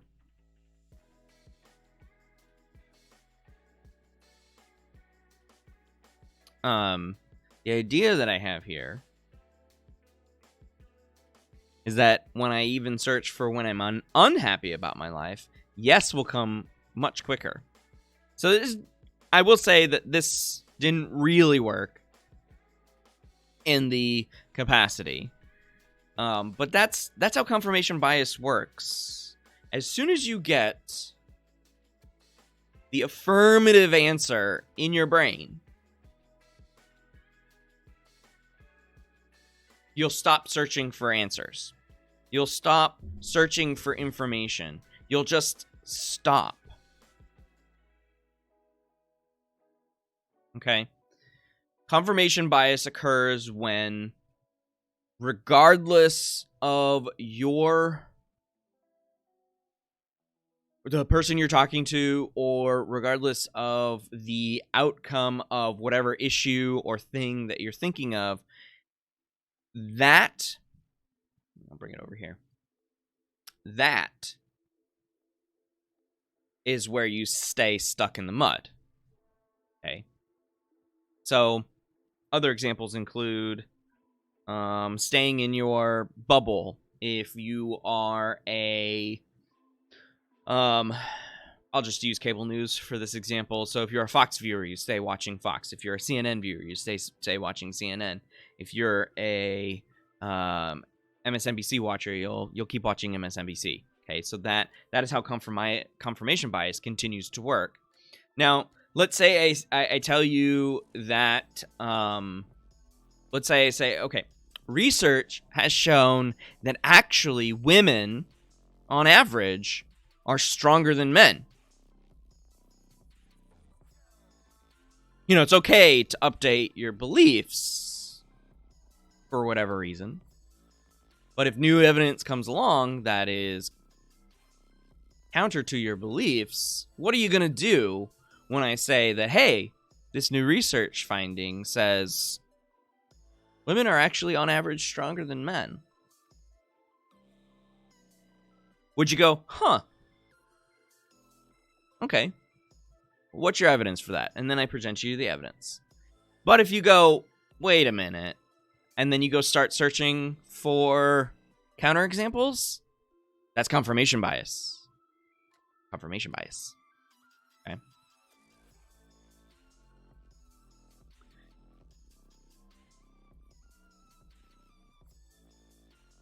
If you do not allow for new evidence to shape the way that you think, then confirmation bias is consistently telling you, go find a counterexample, because you won't be happy until you do find a counterexample. And of course, if the evidence is strong and there's multiple of it, it's okay to change your mind. It's okay. Nobody will laugh at you. I promise. Nobody will laugh at you. If you say you come from a position of, I was uninformed previously, and now I am informed, and so I have updated my thinking. That is, of course, very hard for people to do, because that is antagonistic to the biases that you already have. It's very, very difficult to break these bonds. Okay. In our last few minutes, let me see if I have another question that I can help answer here. Oh,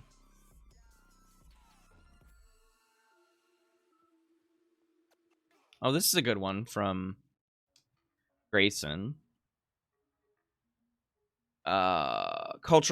Ethical to point out the cultural difference. So this is two questions. In regards to culture and the massive differences between culture, I feel like it's hard to replicate studies because cultures are just so very different. Is it possible to have general theories about humans and smaller cultural theories? The answer to that question is yes.